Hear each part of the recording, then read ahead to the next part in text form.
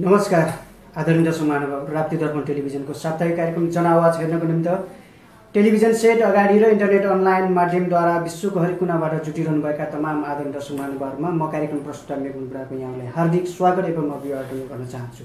दर्शक महानुभावहरू, हामी यस कार्यक्रममा विभिन्न क्षेत्रका विभिन्न प्रमुख व्यक्तित्वहरूसँग प्रमुख विषयवस्तुहरूमा हामी संवाद गर्दै आइरहेका छौँ र आज हामी विशेष गरेर संवाद गर्नको लागि आएका छौँ जनआव गाउँपालिका वडा नम्बर 2 को वडा कार्यालयमा रहेका छौँ। यस वडा कार्यालय स्थापना भएको आज 3 वर्ष पुरा भइसकेको छ र 3 वर्षको कार्यकालमा जब जनताले आफ्नो जनमत दिएर निर्वाचित भइसकेपछि जनप्रतिनिधि रूपमा यो वडामा आइसकेपछि उहाँले गरेका क्रियाकलापहरू, हाम्रो वडा अध्यक्षज्यूले गरेका क्रियाकलापहरूको बारेमा थोरै हामी समीक्षा गर्नेछौँ। त्यसपछि वर्तमान समयमा अहिलेको अवस्थामा 2077-78 को पनि लगभग बजेट विनियोजन भइसकेको छ। यो बजेटमा कुन शीर्षकलाई बढी प्रायता दिनुभएको छ र त्यसै गरी आगामी योजनाहरू अझ के छन्, यस वडाका समस्याहरू, प्रमुख समस्याहरू के थिए र कति समाधान गर्न सक्नु भएको छ र अब आगामी दिनमा के छन्, अब त्यसलाई समाधान गर्ने उपायहरू र कसरी चाहिँ अगाडि बढिरहनु भएको छ भनेर विशेष कुराकानी गर्न गइरहेको छु। यस वडाका वडा अध्यक्ष हुनुहुन्छ आदरणीय व्यक्तित्व भक्तु चौधरी हुनुहुन्छ। ढिला नगरी म कार्यक्रममा स्वागत गर्न चाहन्छु। अध्यक्षज्यू, यहाँलाई हाम्रो कार्यक्रममा स्वागत छ। धन्यवाद। सन्चै निकारामै हुनुहुन्छ? सन्चै भन्नुपर्यो, सन्चै छु। अब यहाँहरूको कार्यकाल लगभग 3 वर्ष पुरा भइसकेको छ आजको दिनमा भन्नुपर्दा।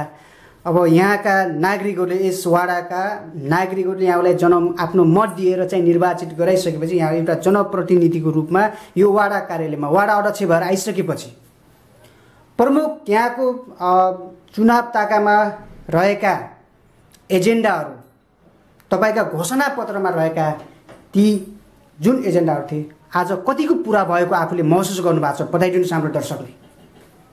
धन्यवाद।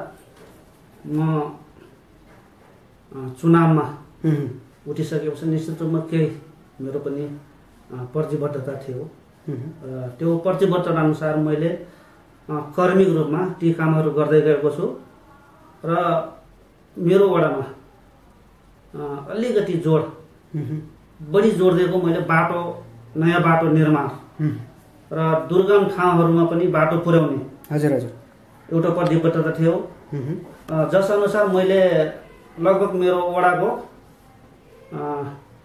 धेरै गाउँटोलको गल्लीहरू पक्की नाली निर्माण भइसकेको अवस्था छ र छिमछिमे त्यो दुर्गम स्थान छिमछिमे जाने बाटो पनि प्रत्येक वर्ष बजेट विनियोजन गर्दै त्यसलाई सुचारू गरिराखेको अवस्था छ र हाल आएर अब नेपाल सरकारले यो महदेव राप्ती पुलदेखि छिमछिमे हुँदै सालमहौरी नाकासम्मको बाटो अहिले सर्वे भइसकेको छ, डिपिआर तयार भइसकेको छ र अब आइई गरेर त्यो सडक निर्माण प्रक्रिया अगाडि बढाउने कुरा मैले इन्जिनियर साहबसँग जानकारी पाएको छु। अब बाटोको सम्बन्धमा छिमछिमेको बाटो अलिकति दुर्गम ठाउँ भएको हुनाले अलिकति समस्या थियो र छिमछिमेदेखि अलि पर अर्को गाउँ छ गङ्गरे भन्ने, त्यहाँसम्म पनि अहिले गएको वर्ष मैले 5 लाख रुपियाँ बजेट विनियोजन गरेको थिएँ। त्यसले अब त्यहाँसम्मको बाटो पनि निर्माण भएको छ। अब अध्यक्षज्यू, विशेष गरेर यहाँले अब बाटोघाटोले चाहिँ विशेष ग्राह्य दिनुभएको छ आफ्नो कार्यकालमा। कसरी चाहिँ जस्तो पहिलो अब एउटा कार्यकालमा होइन, तपाईँ चाहिँ अध्यक्ष भएर आइसकेपछि प्रमुख तपाईँले बाटोघाटोलाई दिनुभएको छ होइन, क्रमशः के गर्छ? अब यहाँ शिक्षा छन्, स्वास्थ्य छन् होइन, तपाईँको चाहिँ खानेपानीका समस्या होलान्, कृषिका समस्या होलान्, लगायत थुप्रै समस्या होलान्। ती क्षेत्रलाई कसरी क्रमबद्ध कसरी चाहिँ यहाँहरूले अब ग्राह्यताको साथमा अगाडि बढाइरहनु भएको छ, विकास गर्दै गइरहनु भएको छ? बाटोको कुरा गरेँ, जुनसुकै ठाउँको विकास हुनको लागि पहिलो पूर्वाधार भनेको बाटो हो। त्यसैले गर्दाखेरि मैले सबै टोलमा सहज रूपमा अब सवारी साधनहरू पुगुन् होइन, कमसे कम दुर्गम ठाउँ भए पनि कमसेकम एम्बुलेन्स जाओस् भन्ने हिसाबले लगभग सबै टोलहरूमा बाटो खुलाउने काम भएको छ। त्यसपछि तपाईँको वाडा क्षेत्रमा अहिले सबै ठाउँमा बाटोहरू खुलाइसक्नु भएको छ, प्राय खुलाउनु भएको छ। लगभग तपाईँको 99% ठाउँमा मैले बाटो सबै खोलिसकेँ। नयाँ नयाँ बाटोहरू पनि सबै टोलमा बनाइसकेको अवस्था छ। 3 वर्षको कार्यकालमा त्यही बाटोलाई हेर्नुभयो या अन्य क्षेत्रलाई पनि हेर्नु भएको छ? के छ अब मैले बाटोलाई प्राथमिकता दिएँ भन्ने कुरा राखेँ हुनाले मैले बाटोको कुरा गरेँ। त्यसपछि अब मेरो वडामा यो खोलाको वडा पनि हो। लगभग मेरो खोलामा 5 वटा खोलाहरू छन् हैन। तपाईँको यो गुड्रेनी खोला, गङ्ग्रे खोला, त्यसपछि मन्द्रेनी खोला, त्यसपछि खौरा खोला, भुल्गे खोला, त्यसपछि उता नाका क्षेत्रमा चिमचिमे खोला छ, अर्को सालमौरी नाका खोला छ। त्यसपछि यो खोलाले कटानको समस्याहरू धेरै ल्यायो। कहीँ डुबान गरिदिने, कहीँ खेतीको जमिन कटान गरिदिने, कसैको अब घरै कटान गरिदिने, त्यस्तो किसिमको स्थिति आइसकेपछि बाटोपछि मैले अलिकति पैसा यो खोला नियन्त्रणतर्फ लगाएको छु। त्यस अन्तर्गत अब थुप्रै ठाउँहरूमा अब काम भइसकेको छ र पनि अझै थुप्रै ठाउँमा अझै पनि तटबन्धन गर्नुपर्ने छ। र अब यस वर्ष पनि मैले केही बजेट विनियोजन गरेको छु। यो खोलाले गर्दाखेरि पनि अरूतिर अलिकति खोला र बाटोमा अलिकति केन्द्रित भएको हुनाले अन्य बाटोका ट्र्याकहरू खोल्ने, खोलालाई तटबन्धन गर्ने होइन, अब खेतीयोग्य जमिनहरू कटान परिरहेको त्यसलाई पनि अलिकति संरक्षण गर्ने, त्यो बाटोलाई ग्राह्यता दिनुभएको छ। अब यो वर्षको बजेट यहाँले विनियोजन गरिसक्नु भएको छ, विशेष केलाई ग्राह्यता दिनुभएको छ बताइदिनुहोस् न दर्शकलाई। मैले अघि नै पनि भने मैले यस वर्ष पनि अब सबभन्दा धेरै बजेट त्यो पक्की नालीमै विनियोजन गरेको छु। बाटोको पक्की नाली निर्माण गर्नु, बाटोको पक्की नाली निर्माणको लागि के छन् अध्यक्षज्यू? अब यहाँले आफ्नो कार्यकालमा वाडा क्षेत्रभित्रमा अब पिचहरू गर्नुपर्ने सक्नुहुन्छ यहाँले आफ्नो कार्यकालमा? अब 2 वर्षहरू बाँकी छ होइन, कार्यकालमा यहाँले चाहिँ लगभग पक्की नाली निर्माण भइसकेको अवस्था छ। र अब आउने वर्षदेखि मेरो योजना अब ती पक्की नाली भइसकेको बाटोमा पिच गर्ने योजना छ। त्यसै गरी अब खोला कटान नियन्त्रण पनि लगभग धेरै ठाउँमा भइसकेको छ, केही बाँकी छ, त्यसलाई पनि अब निरन्तरता दिइराखेको छु। त्यसपछि पनि अन्य थुप्रै कामहरू पनि मैले गरेको छु। जस्तै कृषि क्षेत्रमा विभिन्न ठाउँहरूमा तपाईँको स्यालो बोरिङहरू गाडेको छु। त्यसपछि सिँचाइ मोटरहरू किनेर उपभोक्तालाई दिने काम पनि गरेको छु। र धेरै ठाउँमा अहिले त्यही बोरिङहरूबाट, स्यालो बोरिङबाट खाने पानी पनि खाइरहनु भएको छ किसानहरूले। त्यसपछि सिँचाइ पनि गरिरहनु भएको छ। अब यहाँको धेरै विकास निर्माणका कामहरू गर्नुपर्ने होला। अब वाडाको बजेट, सीमित वाडाको बजेटले मात्र त पुग्दैन होला होइन, गाउँपालिकाबाट प्रदेश सङ्घका बजेटहरूलाई पनि ल्याउने गर्नु भएको छ। अनि सङ्घ संस्थाहरू पनि छन्, यसले धेरैले सङ्घ संस्थाहरूसँग पनि समन्वय गरेर के कतिको बजेट ल्याउने सफल हुनुभएको छ अहिलेको अवस्थामा? अलिकति यो खानेपानीको हकमा चाहिँ प्रदेश सरकारबाट अहिले मेरो वडामा 3 ठाउँ ओभर ट्याङ्की बनिराखेको अवस्था छ। डिप बोरिङ गाडिसकेको छ। एउटा पचाहामा ओभर ट्याङ्की पहिले बनिसकेको र अहिले डिप बोरिङ गाड्ने काम भएको छ। त्यसको भवन बनाउने, त्यसपछि पर्खालहरू, त्यो भवनको कम्पाउन्ड पर्खाल बनिरहेको छ। त्यसै गरी कोठरीमा ओभर ट्याङ्की निर्माण लगभग 95% सम्पन्न भइसकेको छ। र त्यहाँ डिप बोरिङहरू सबै गाडिसकेको अवस्था छ। त्यसै गरी पाइपलाइनहरू पनि विस्तार भइसकेको छ।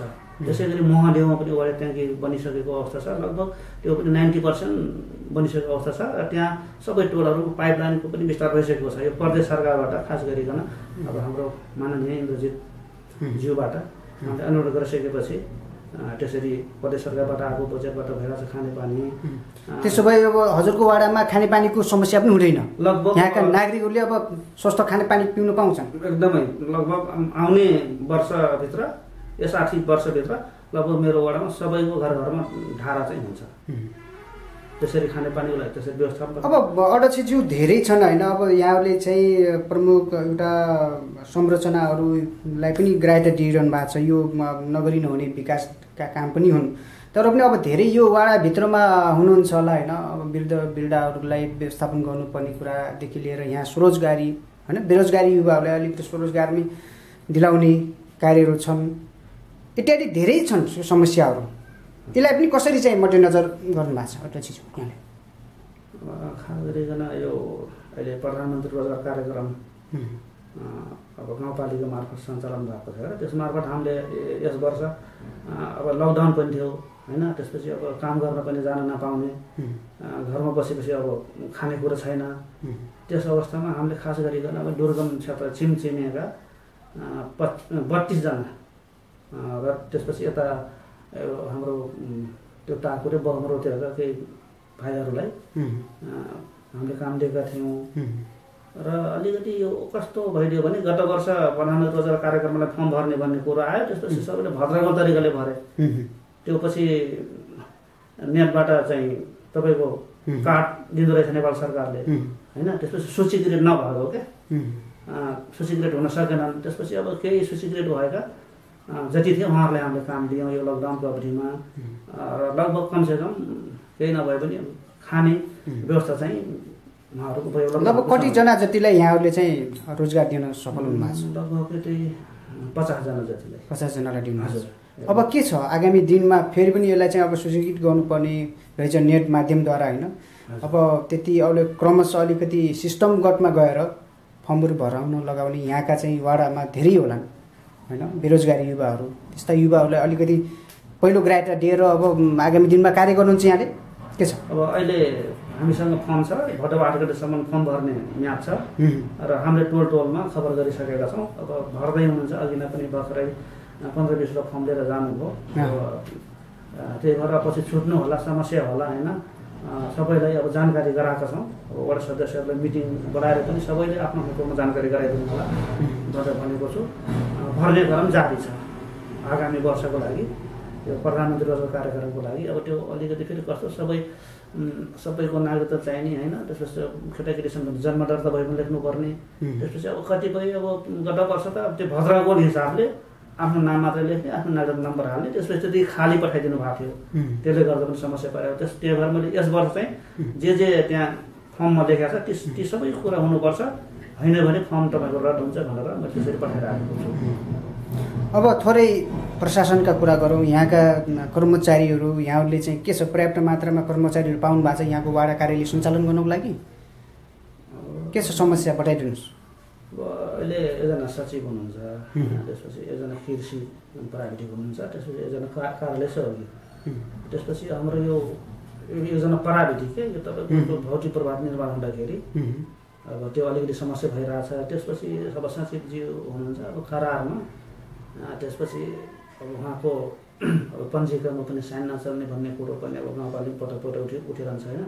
त्यसपछि अब कहिले कसलाई पठाइदिने, कहिले कसलाई पठाइदिने, त्यसले गर्दाखेरि अलिकति जसरी काम हुनु पर्थ्यो अलि त्यति सहज रूपमा हुन सकिरहेको अवस्था चाहिँ। तपाईँहरू जुन सोच लिएर जुन गतिले विकास गर्न चाहनु भएको थियो त्यो अवस्था छैन अहिले, मतलब भइरहेको अवस्था छैन। कार्यालयबाट दिनुपर्ने सेवा सुविधा अलि जति सहज हुनु पर्थ्यो हामीले सोचेको त्यो अनुसार अलि राखेको छैन। कर्मचारी र जनप्रतिनिधि बिचमा पनि अलिकति विवादहरू भइरहेको हुन्छ भन्ने पनि यताबाट हामी धेरै गुनासो सुन्छौँ नि। अध्यक्षज्यू यहाँको वाडा कार्यालयमा के छ, सचिवज्यूले कतिको यहाँको निर्देशनहरू मान्ने गर्नु भएको छ? यहाँ एउटा जनप्रतिनिधि हुनुहुन्छ, एउटा वाडा अध्यक्षको हैसियतले तपाईँले चाहिँ दिएका निर्देशनहरूको पालना छ कि छैन, पालना गर्नु भएको छ?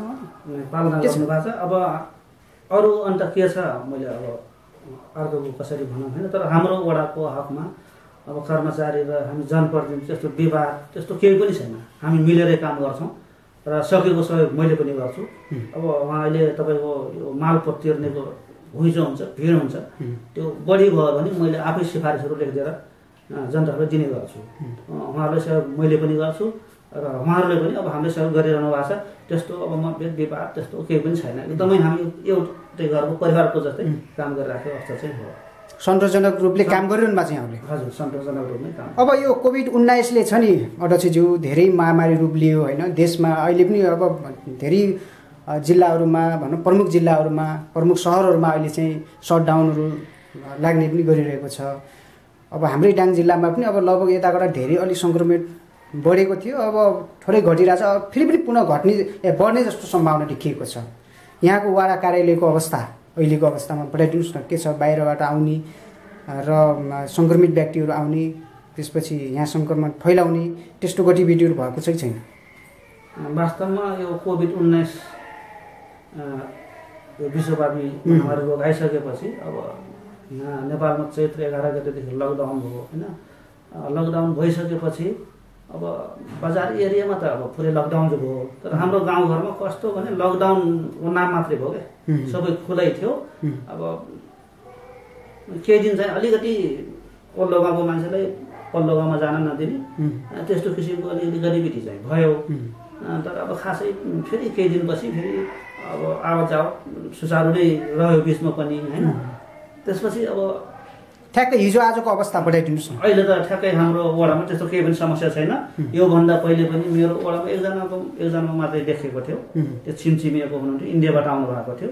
उहाँकोमा अब उतै गडबड क्वारेन्टाइनमा लग्यो, त्यतैबाट उता आइसोलेसनमा लग्यो। त्यसपछि एकजना बाहेक अब मेरो वडामा त्यस्तो अहिलेसम्म कसैले पनि अब त्यस्तो पोजिटिभ देखेको छैन। जनचेतना अरू के कसरी फैलाइरहनु भएको छ होइन। अब आगामी दिनमा फेरि त्यस्ता चाहिँ अलिकति महामारी रूप नलियोस् भन्नको लागि अब कि अब होइन ठिक छ कोरोना अलि सामान्य रहेछ भन्ने तपाईँहरू त्यो सोचमा हुनुहुन्छ या फेरि फर्केर आउन सक्छ है, ठुलो रूप लिन सक्छ भनेर त्यो जनमाझमा के कस्ता सन्देशहरू दिइरहनु भएको छ? अहिले जनतामा खासै अब कोरोना भन्ने पनि टिभी रोग जस्तै हो, कसैलाई हुने।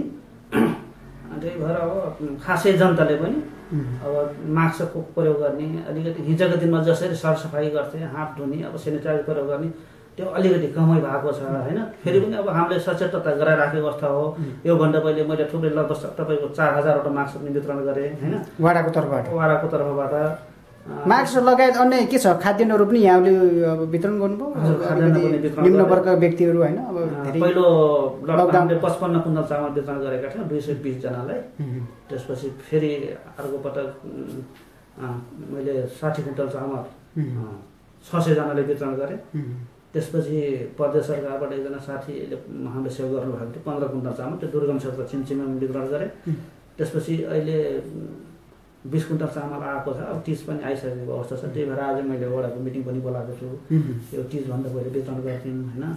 अब खाद्यान्नहरू वितरण गर्ने क्रममा अलिकति पक्षपात भए भन्ने पनि धेरै गुनासोहरू थिए। त्यो अवस्थामा यहाँहरूको के छ, यो वाडामा त्यस्ता के गुनासोहरू आयो कि आएन नि? यहाँको अब होइन कर्मचारीहरू लगायत यहाँले खटाउनु भएको जस्तो टिमहरूले चाहिँ बाँड्दै गर्दाखेरि स्वयं साइड उहाँ हजुर पनि खट्नुभयो होला फिल्डमा, के छ त्यस्तो पक्षपात? वितरण गर्ने बेला म आफै पनि थिएँ, पछि गाउँपालिका अध्यक्ष पनि आउनुभयो। त्यसपछि वितरण गर्ने क्रममा म खाना गइसकेपछि 5-6 जना आएर होइन अनि तपाईँहरूले के आधारमा राहत वितरण गर्नुभयो, यो राहत वितरण गर्न पाउनुहुन्न, बन्द गर्नुहोस् भन्ने जस्तो कुरा गर्नुभयो। त्यसपछि मलाई फोन गर्नुभयो, साथीहरूले फोन गरेपछि आएपछि फेरि होइन हामीले अब तपाईँको वडामा एउटा हामीले समिति बनाएका थियौँ, त्यो समिति मार्फत सबभन्दा निम्न स्तरको अलिकति घरमा खाना लाउन समस्या भएको मान्छेले पहिलो चरणमा दिउँ, त्यस्ताको नाम ल्याउनुहोस् भनेर हामी त्यसरी नाम लिस्ट बनाएर वितरण गरेको हो।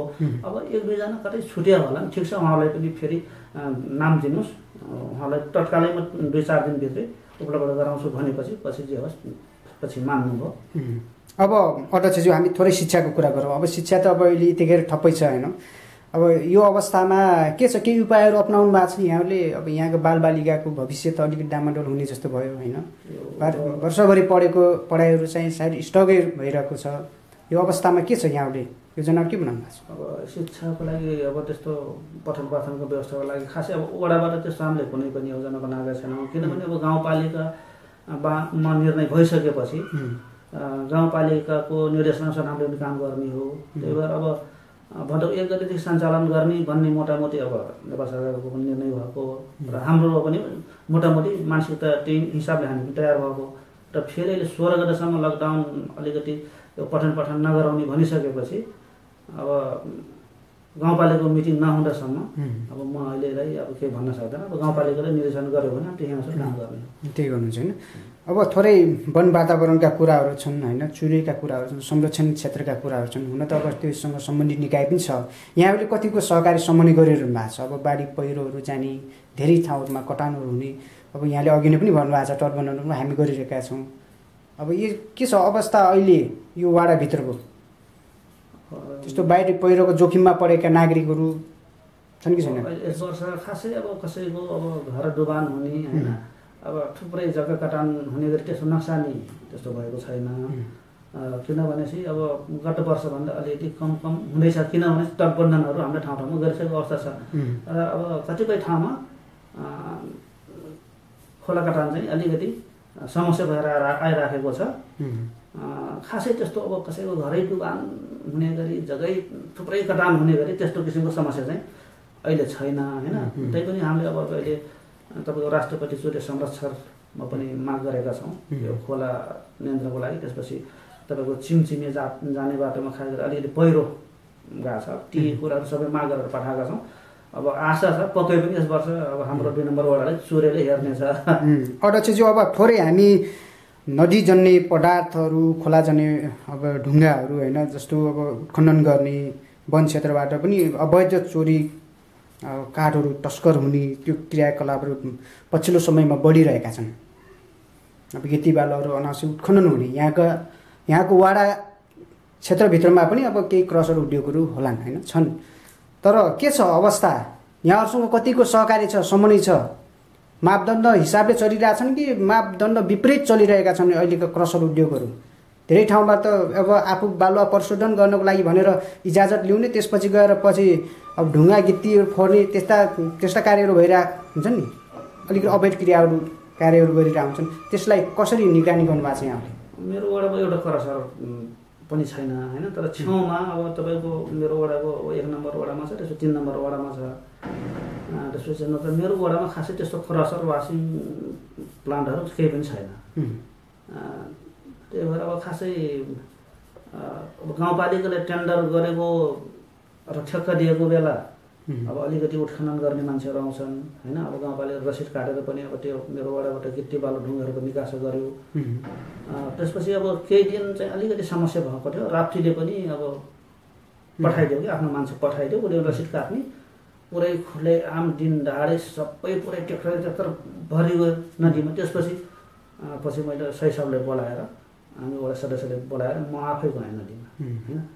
किन हो यसरी हामीलाई सोधपुछ नगरिकन यो खुलै आम दिन ढाडै यसरी गिट्टी बालुवा ढुङ्गालै जाने भनेर विरोध गरेर यसरी पुरा गएँ। त्यसपछि पुरा ट्र्याक्टरहरू लखेट्यौँ हेर्नुहोस्। त्यसपछि पारीको वडाध्यक्ष पनि हुनुहुन्थ्यो, एकजना त्यो कुपन काट्ने मान्छे पनि थियो। तपाईँ अब कसले भनेर रसिद काट्न आउनुभएको? सरसल्लाह छैन, केही छैन होइन।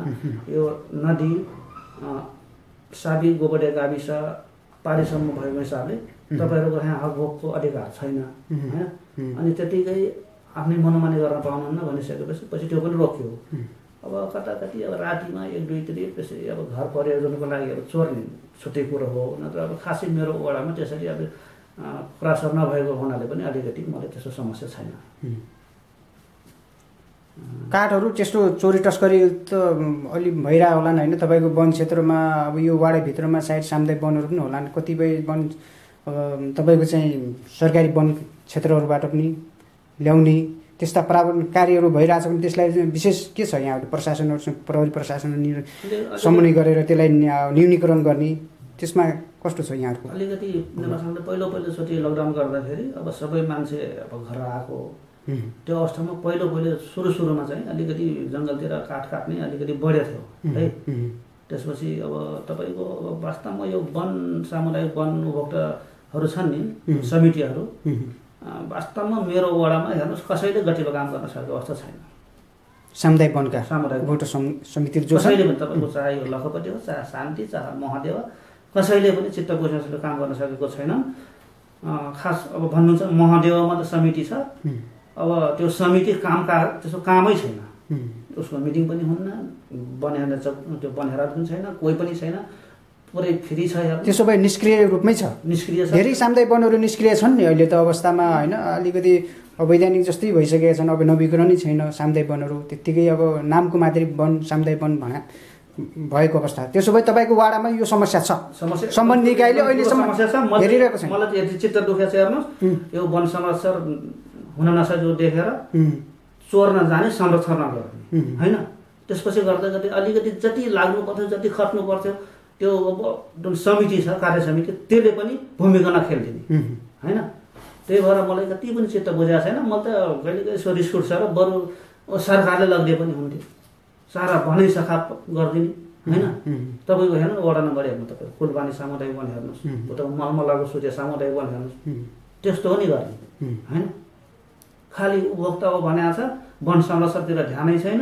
त्यसो भए जनप्रतिनिधिलाई नटेर्ने, नपट्याउने, तपाईँहरूले दिएका निर्देशन नमान्ने गरेका छन् एकदमै त्यस्तो। उनीहरू आफ्नो अब होइन मनोमानी ढङ्गले गरिरहेका छन् भनेको अब छुट्टै हो। हामी अब सामुदायिक वनको हामी वन कार्यसँग हाम्रो सम्बन्ध छ भन्ने टाइपले अलिकति तर पनि आफ्नो होइन वाडाभित्रमा अब त्यो के छ कस्तो छ यसो त्यो पनि त ख्याल गर्ने तपाईँहरू प्रमुख जिम्मेवारी व्यक्ति हुनुहुन्छ तपाईँको हाम्रो पनि दायित्व हो नि सामग्री पनि जोगाउने हाम्रो पनि चित्त दुखेको छ अब म अस्ति के भन्न चाहनुहुन्छ सम्बन्धित निकायलाई यसलाई किन अहिलेसम्म कारबाही गर्न सकेका छैन यस्ता व्यक्तिहरूले अब मैले खास गरिकन सम्बन्धित निकायलाई वन कार्यालयलाई होइन कमसेकम कुनै ठाउँमा कार्य समिति अथवा उपभोक्ता समिति एकदम निष्क्रिय छ भने अलिकति टाकेटा गरिदिनु पर्यो होइन के उसले सक्दैन भने साँझसभा बोलाओस् अर्को कार्य समिति बनाउने कमसेकम वन त संरक्षण गर्न पर्यो नि त्यही भएर अब अलिकति अब हामीले भन्दाखेरि अलिकति छुट्टै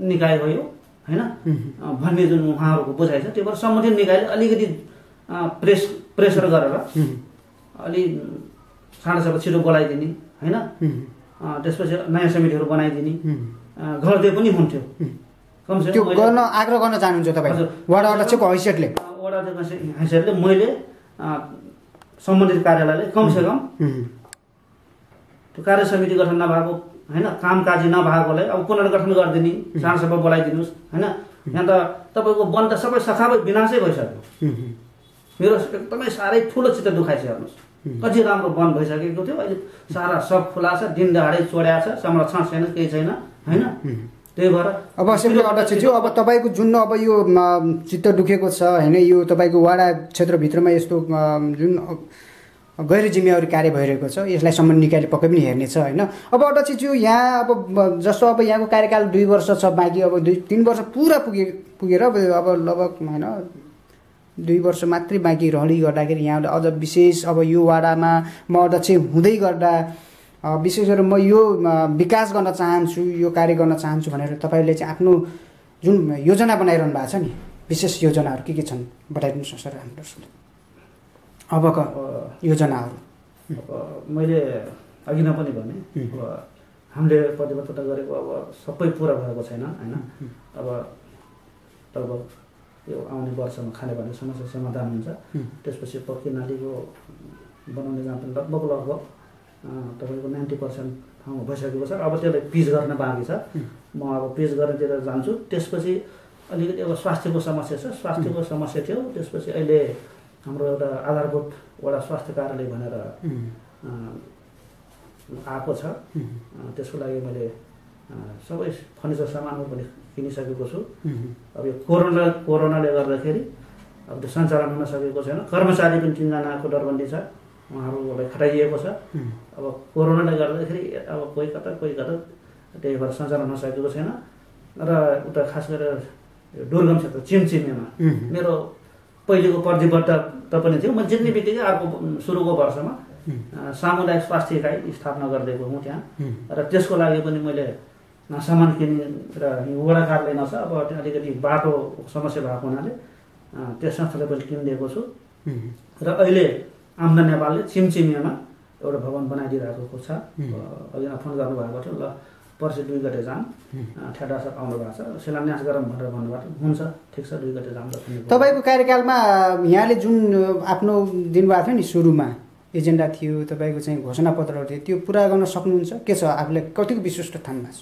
यो यस्तो छ अब लगभग अब मैले धेरै ठुलो प्रतिबद्धता पनि गरेको थिएन हुन नसक्ने कुराहरू अब त्यो गर्न पनि हुँदैन र लगभग अब अधिकांश चाहिँ अब मैले पुरा गर्न सक्छु अब खानेपानीको बाटोघाटोको होइन त्यसपछि अब खोला संरक्षणहरू त्यसपछि अब तपाईँको म चुनाव नजित्दै पनि मैले 70वटा सेलो ट्युबवेल गाडेको थिएँ मैले यहाँ सिँचाइको लागि त्यसपछि अहिले चुनाव जितिसकेपछि पनि 10-15वटा गाडिसकेको छु लगभग अब सिँचाइतिर कृषितिर पनि अब मैले धेरै काम गरिसकेको छु त्यसपछि अब स्वास्थ्यको सवालमा भने मैले अब सामुदायिक स्वास्थ्य इकाइ चिमचिमे स्थापना भइसक्यो वडा स्वास्थ्य केन्द्र अब तुरुन्तै सञ्चालन हुँदैछ त्यसपछि अब केही छन् होइन अब यिनी प्रमुख समस्या छन् अहिले तपाईँको वाडामा यिनीलाई समाधान गर्न सकियो भने जे होस् अलिकति आफूलाई चाहिँ अब होइन विकसित भएको महसुस गर्ने छन् यहाँका जनताले लगभग चित्त बुझ्ने हिसाबले नै काम गरिराखेको छु जनताको चित्त चाहिँ बुझाउँछु भन्ने लाग्छ तपाईँले ट्र्याकहरू सबै खोलिनुहुन्छ अब त्यसलाई पछाडि अब होइन फेरि तपाईँभन्दा पछाडि आउने कार्यकालका जुन जनप्रतिनिधि उहाँहरूले पुरा गर्नुहुन्छ। तपाईँहरूले एउटा ट्र्याक खोल्ने कार्य मात्र भयो नि। सुरुमा तपाईँहरू एउटा अनभिज्ञ पनि हुनुहुन्थ्यो होला सुरुमा, के कसरी गरेर अब विकास निर्माणका योजनाहरू बनाउने, कसरी त्यहाँ बजेट विनियोजन गर्ने, त्यतिर सबै सुरुको वर्षमा त तपाईँहरू अन्धाधुनमै हुनुहुन्थ्यो लगभग, त्यसरी भनौँ होइन। अब क्रमशः के थियो अवस्था? धेरैले त्यो गुनासो पनि गर्नुहुन्छ, धेरै जनप्रतिनिधिले यो गुनासो पनि गर्नुहुन्छ, त्यही भएर समस्या थियो। तर गर्दै जाँदाखेरि अब अहिले जे होस् अब सजिलो भइरहेछ जनतासँग सल्लाह लिने। अध्यक्षज्यू, हामी कार्यक्रमको अन्त्यतिर छौँ। अब यहाँ संवादको अन्त्यमा छौँ। यहाँले मैले सोध्न बोलेका र यहाँले भन्न खोजिरहनु भएका केही छन् भने अन्त्यमा भन्नुहोस्, बढाइदिनुहोस् हाम्रो दर्शकलाई। अब खास गरिकन मैले चुनाव जितिसकेपछि अलिकति नमुनाको रूपमा 2-3 काम गरेको छु। मैले अघि नभने दुर्गम ठाउँमा सामुदायिक स्वास्थ्य केन्द्र स्थापना गरेँ र हाम्रो यो सालभरि नाका भन्ने छ 2 नम्बरको इन्डियाको बोर्डरसँग सटेको। त्यहाँका विद्यार्थीहरू इन्डिया पढ्न जानु पर्थ्यो। अब इन्डियाको राष्ट्रिय गान गाउन पर्ने, त्यहाँ मैले अहिले एउटा विद्यालय भवन बनाएर त्यहाँ स्कुल पनि सञ्चालन गरेको छु। एकदमै पीडा थियो त्यो सीमावासीको। त्यसै गरी स्वास्थ्यको चिम्चिमेले अत्यन्त समस्या थियो। त्यो 1 वर्षमा हल भएको छ। अब त्यसलाई त्यहाँबाट दिने सेवा सुविधा बढाउने कुरा त छँदैछ। र अब मैले जनताहरूलाई के भन्न चाहन्छु भने अब हामीले सोचेका धेरै छौँ, तर अलिकति सीमित बजेटको कारणले गर्दाखेरि अब सबैले माग गरेको योजना चाहिँ दिन सकिराखेका छैनौँ। त्यो कर्मशः गर्दै जानेछौँ, नातिनुहोस् होइन। तपाईँले जिलाएर पठाउनु भएको छ, हामी तपाईँहरूको सेवा गर्ने हो, तपाईँहरूको लागि गर्ने हो। त्यही भएर अब कसैले चित्त नदुखाइदिनु होला। म सकेसम्म सबैको सल्लाह लिएर सबैको चित्त बुझ्ने गरी काम गर्दै जानेछु। म अन्त्यमा यही भन्न चाहन्छु। आफ्नो अमूल्य समय दिएर संवादमा जुटिदिनु भयो अध्यक्षज्यू, यहाँलाई धेरै धेरै धन्यवाद छ। हजुरहरू पनि आएर मेरो केही कुराहरू राख्ने अवसर दिनुभयो। म राप्ती दर्पण टेलिभिजन र तपाईँ सबैलाई हस्। आदरणीय दर्शक महानुभावहरू, उहाँ हुनुहुन्थ्यो गढवाल गाउँपालिका वडा नम्बर 2 का वार्ड अध्यक्ष भक्तु चौधरी हुनुहुन्थ्यो। उहाँसँग संवाद गरिसकेको छु। उहाँले आफ्नो कार्यकालमा गरेका 3 वर्षको कार्यकालमा गरिसकेका विकास निर्माणका जुन नमुना कार्यहरू गर्नुभएको थियो उहाँले बताइसक्नु भएको छ। तपाईँको माझमा छलङ्ग सबै बताइसक्नु भएको छ उहाँले के गर्नुभएको र आगामी योजनाहरू पनि धेरै बनाउनु भएको छ। एकदमै सराहनीय छ। उदाहरणीय योजनाहरूको चाहिँ योजना बनाइरहनु भएको छ। उहाँका योजनाहरू जुन छन्, उहाँका घोषणापत्रमा राखिएका जुन एजेन्डाहरू थिए ती सबै पुरा गर्दै जाँदै हुनुहुन्छ, क्रमशः गइरहनु भएको छ। पक्कै पनि उहाँका ती कार्यहरू सफल हुँदै जानु, उहाँको कार्यकालमा जति पनि उहाँले योजनाहरू बनाइरहनु भएको छ, आफ्नो सोचले बनाइरहनु भएको छ, त्यो सोच सबै पुरा हुँदै जाओस् भन्न चाहन्छु। यतिन्जेलसम्म हाम्रो यो संवादलाई हेरेर साथ दिनुभयो, त्यसका लागि सम्पूर्ण दर्शक महानुभावलाई धेरै धेरै धन्यवाद दिन चाहन्छु। र अर्को बसाइमा अर्को अतिथिसँग संवाद गर्ने बाचाका साथ आजलाई भने म कार्यक्रम प्रस्तुत गर्ने गुणगुणा पनि तपाईँहरूको माझबाट बिदा हुन चाहन्छु। तपाईँ निरन्तर राप्ती दर्पण टेलिभिजन हेर्दै गर्नुहोला। नमस्कार।